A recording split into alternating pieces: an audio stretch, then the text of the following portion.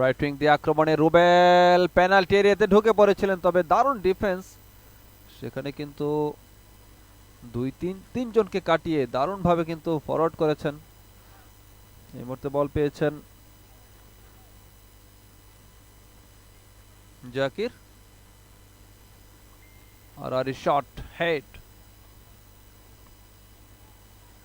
Centre সার্কেলে বল, সেখান থেকে আবারও বল পেয়েছে এই মুহূর্তে 30 নম্বর ওয়ার্ডের একজন খেলোয়াড়, সেই 30 নম্বর ওয়ার্ডের 30 নম্বর জার্সি পরিহিত খেলোয়াড় ইমন। ইমন এখনো পর্যন্ত নিজের নিয়ন্ত্রণে হেড হতে পারে, কিন্তু শেষ পর্যন্ত ওই যে ভেজা মাঠ, ভারী মাঠ, যার কারণে বিপদটা কিন্তু হয়েও হলো না। দারুণ একটি এফোর্ট ছিল, সংঘবদ্ধ একটি আক্রমণ ছিল, গোলকিপারকে পরাস্ত করতে সক্ষম হয়নি। দেখুন ঠিকমতো হেডটা করতেও পারলেন না, ঠিকমতো হেডটা করতে পারলে কিন্তু এই